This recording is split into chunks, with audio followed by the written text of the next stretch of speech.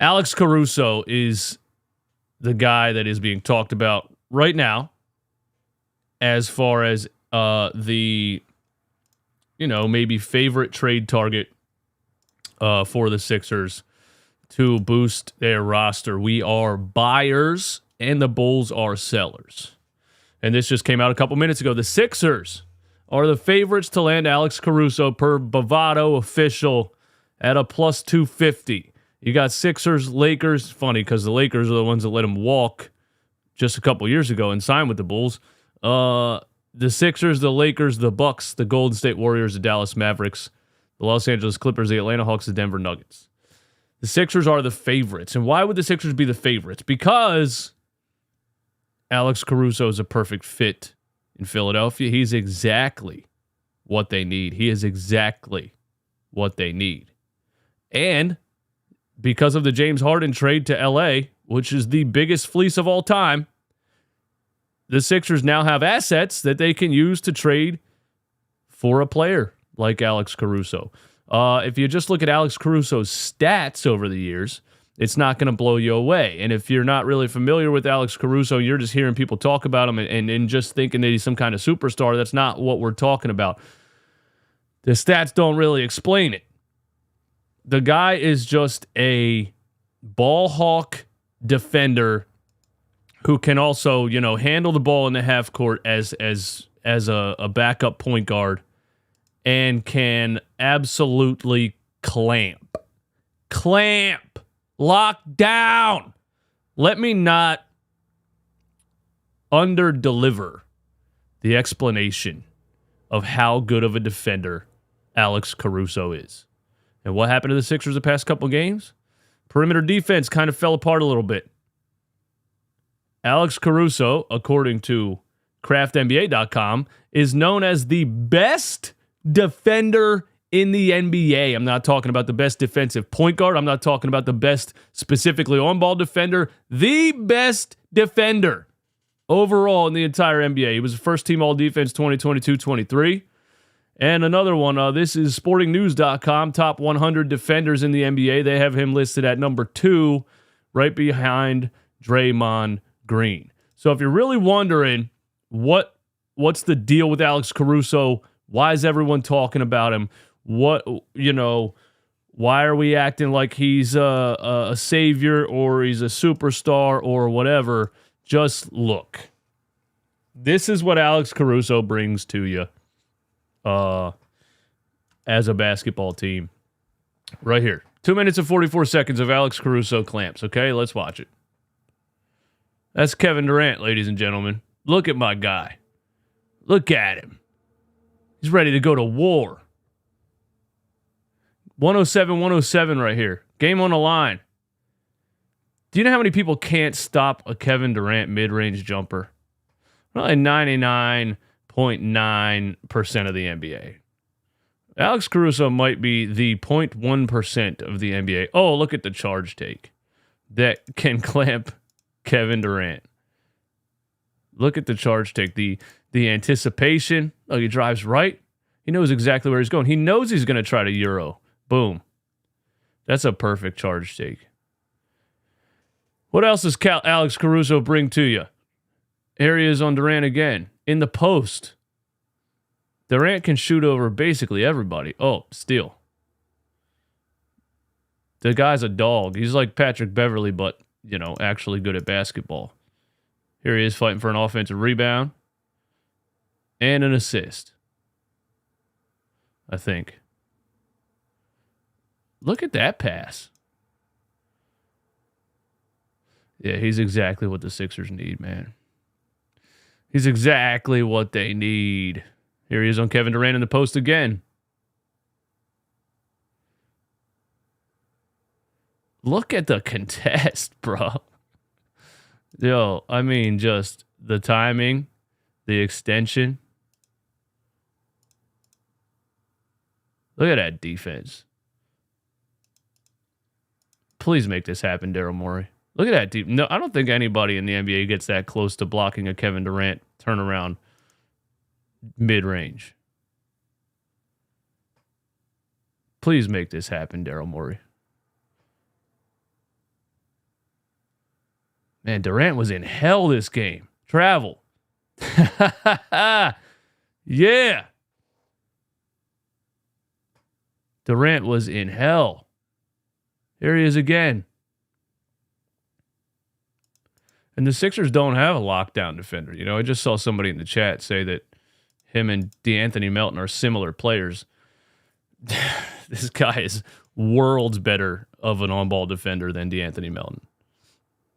Ooh! Ooh! So yeah, I just wanted to show you, you know, that real quick, because his defense, the Sixers, you can always use perimeter defense. They just desperately need a backup ball handler, you know, more so than they need perimeter defense, I think.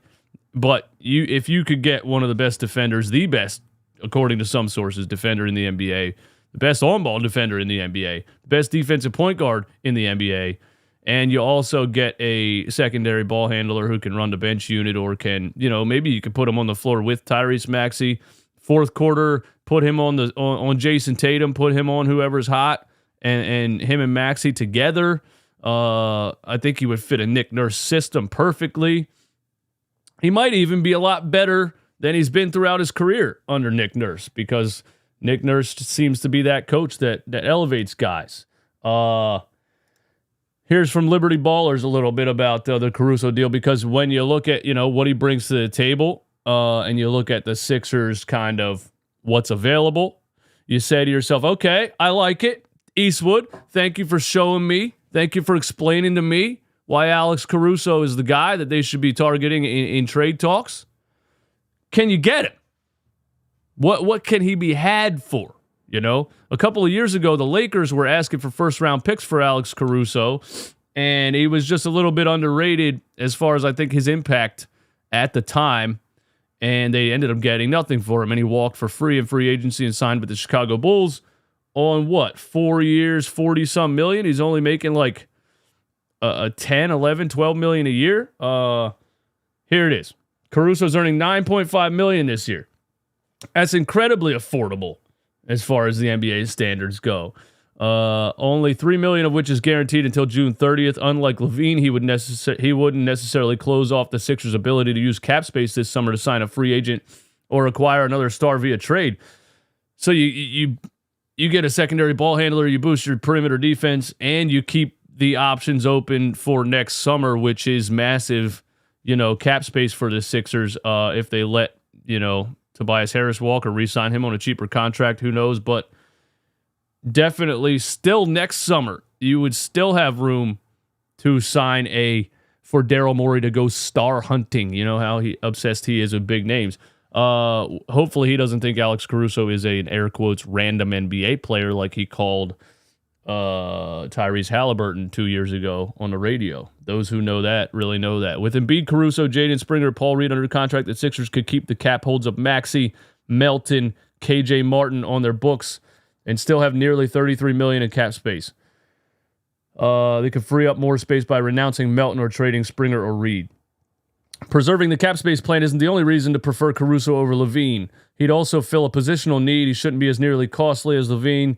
Yeah, backup point guard need. That's what we need. Marcus Morris Sr. is an obvious choice for salary filler, but Nick Batum and Robert Covington have already carved out meaningful rotation roles. I agree with that.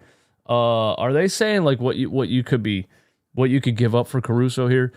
Unless the Sixers are willing to offer Tobias Harris instead, they'd have to include Batum and Covington with additional salary filler for Levine. And I think they can only trade Batum or Covington on January 1st because they were just had in a trade a couple of weeks ago. So if the Bulls want to get this done sooner than later, you wouldn't be able to include Covington and Batum. You would have to include maybe Tobias Harris. I don't know if I'd want. What would you guys? Would you guys want to include Tobias Harris in that? It's kind of a. And I've never been a big time Tobias Harris guy, but one thing I realized, this is Nick Nurse saying we don't have a lockdown defender. There's another part in here that I like. Caruso, Levine. Another benefit of acquiring Caruso would be keeping him away from other contenders. That's another reason you should be trying to do this. And the Sixers are probably going to overpay. They're probably going to overpay for a guy like Alex Caruso because it's going to be a bidding war. And if it's a bidding war amongst teams in the Eastern Conference, you want to win this bidding war. You lost the Drew Holiday bidding war right away because you didn't have the assets to make the trade because the James Harden thing had just happened, or I forget, you couldn't. But either way, the Boston Celtics had more to offer than you could offer for Drew Holiday. You don't want to let Alex Caruso end up on one of these teams, the Miami Heat or the Milwaukee Bucks. The Milwaukee Bucks always end up with these kind of 3-and-D role players. They're always that team that ends up with those guys, the free agents that want to go somewhere and have a chance to win a championship. You know what I'm saying? He's not a free agent. He's a trade target. But the Bucks always get these guys, the DiVincenzos of the world and stuff. And I want ours. I want Alex Caruso and the Sixers, man. That's what I want. Andre Drummond, I'm cool with Paul Reed, honestly. I think. I don't think I need Andre Drummond at this point. Yeah. So there's that, and here is the Sixers available, just their available draft picks right now. In case anybody's wondering, they have their own 2024 first-round pick, which is not tradable. I think they can't trade one of their own picks until 2029. So the Harden trade really opened things up for the Sixers as far as trade negotiations because they landed picks that are tradable. They can't trade their own because they traded so many first-round picks throughout the years. One of them was for DeAnthony Melton 2 years ago, which is, when you really think about it, did we trade a first-round pick for DeAnthony Melton, man? Maybe not the best Daryl Morey move in the world. But anyway, they have a second-round pick in 2024 from Toronto, Indiana, Utah, or Cleveland. A second-round pick from New York Knicks in 2024. Here's the one that came back in the Harden trade, 2026 first-round pick, OKC, Houston, or the Clippers. And this is complicated, and it's going to give you a headache, but OKC will receive the two more favorable of its 2026 first-round picks. So it was a pick swap that was in a deal somewhere along the line. Houston's 2026 first-round pick protected for selections 1 and 4, and the Clippers' 2026 first-round pick in Philadelphia will receive the less favorable of these. So it's the back end of a pick swap, that 2026 one is, so we would get the lesser, basically. It'd be a late first-round pick. And if you can get Caruso, one of the mock trades I saw was this 2026 pick swap, basically, and salary filler for Caruso. Unfortunately, I think there's going to be a bidding war, and there's going to be teams that are offering more than a 2026 pick swap, which is just a late 2026 first-round pick. But also, it could turn into not a first-round pick. If Houston pick falls within its protected range and therefore not conveyed, then Houston will instead convey its 2026 second-round pick to OKC. I don't know. Now I'm confused. But either way, 2026 is the worst of a pick swap. The 2028 unprotected pick is the biggest part of that Harden trade. That is just, still can't believe the Clippers gave it up. If the Sixers keep it, and we're still building around Tyrese Maxey in 2028, and Joel Embiid is 33. I don't know where he's at in his career in 2028, but if the Clippers are absolute bottom of the barrel dog water in 2028 and the Sixers have their first round pick because of the James Harden trade, that would be just epic. But that's very valuable pick right there. Completely unprotected 2028 first round pick. And if the Bulls are going into full tank mode, they might be looking like, listen, we're not going to be a contender for the next 5. 2023. This is I think this is the one. I don't, do you give up that 2028 unprotected first for Alex Caruso? If it turns into a bidding war and what the Clippers are looking like right now, I think the Sixers do have an upper hand if they're willing to include that 2028 unprotected pick for Caruso.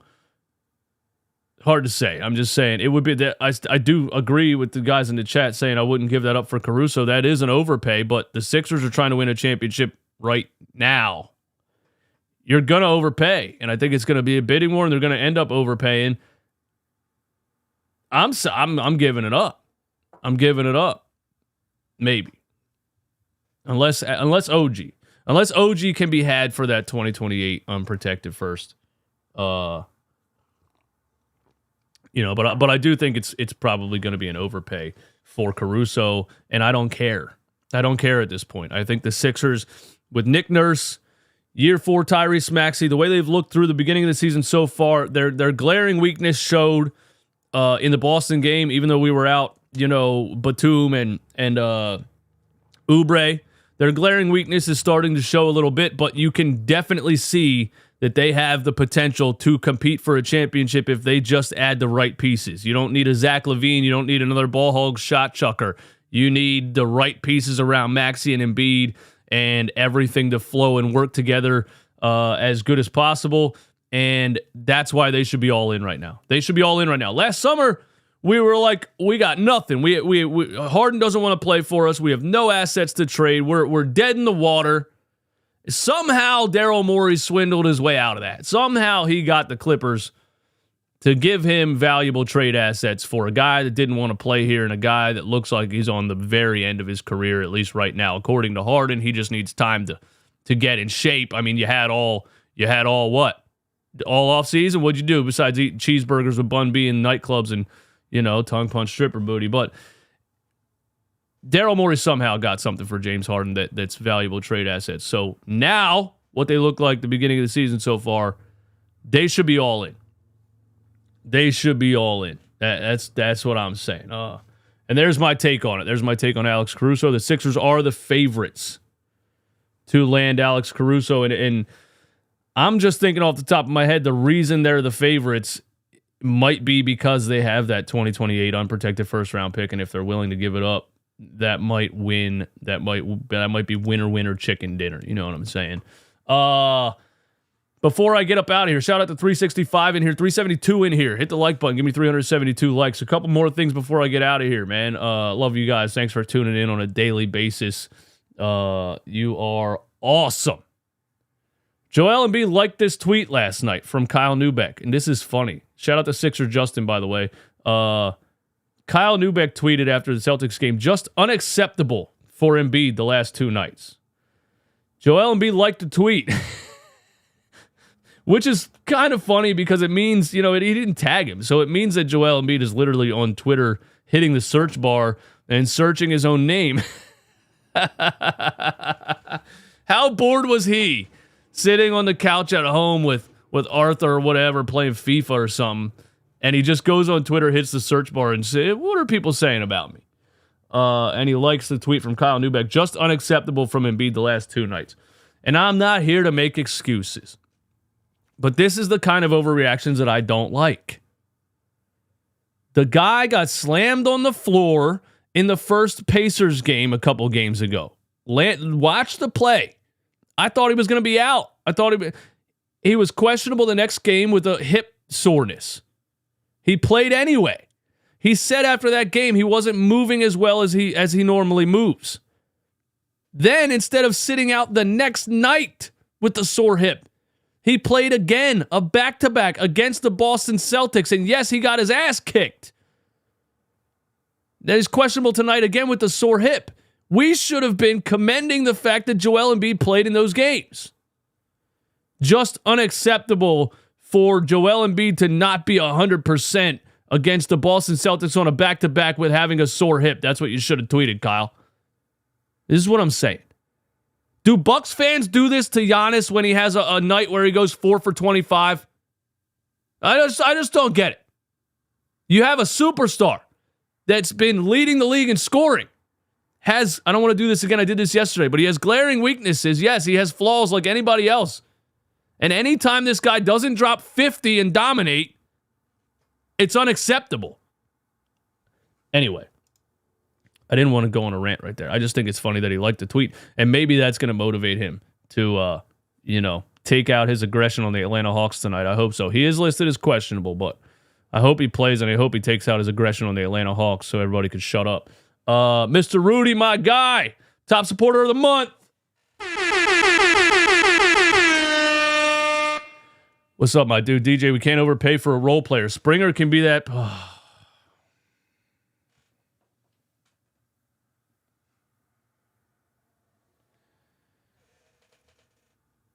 Well, Rudy. I'm going to respectfully disagree here. Springer looks like he can be a great defender in the NBA.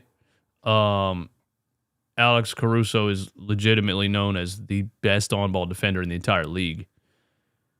Also, you're saying we need a second point guard. That's exactly what he is. So there you go. You get your second point guard. He's 29 years old. He's only making $9.5 million. And he's the best on-ball defender in the NBA. I can't put Springer there. I can't put Springer up there. I love what Jaden Springer looked like last night. He's just so raw. He has so much development left. You're trying to build a championship team right now. You can't tell me you're willing to rely on Jaden Springer. You can't tell me that. That's crazy. He's 20. He's 20 years old. I'm going Caruso. But I respect your opinion, Mr. Rudy. You know I respect your opinion, man. Thanks for always supporting the channel, my dude. Let me leave you with something else before I get out of here. Oh, here's the update for tonight. Center Joel Embiid is listed as questionable for tonight's game with left hip soreness. Kelly Oubre, now it says fractured rib. How long is that going to take? Some people said within 2 weeks. A fractured rib is tricky, isn't it? Is that one of those bones where it's like you'd rather break it and have surgery? Like a fractured rib could be like a lingering kind of thing, couldn't it? Where you have to hope that it heals right, and if it doesn't heal right, then I'm not trying to be negative, but who knows when Oubre is going to be back? That guy is such a big piece to this team so far this season. It sucks that he was riding a damn BMX bike in Center City and got hit by a car. I think that's what happened. I don't think he's lying. I think he got hit. I think he flew out into a damn intersection or something. I don't know. Either way, Nick Batum, personal reasons, will remain sidelined. So Nick Batum gets traded to the Sixers. There's rumors that his wife said he's retiring. He says that's not happening. I never said that. Then all of a sudden he's away for personal reasons. Then he comes back to the team. He's like, my personal issues are taken care of. And I'm like, bruh, you got an angry wife, dog. That's never taken care of. And Batum is out now for, the second or third game in a row for personal reasons again. I don't actually know what's going on with Batum. I hope it's not like something tragic or something like that. But, hey, look at this, guys. NBA.com's updated MVP ladder. What is a name that you see on there that you didn't expect to see this offseason? Nikola Jokic, Luka Doncic, Joel Embiid, Jason Tatum, SGA, Anthony Edwards, Tyrese Halliburton, Tyrese Maxi.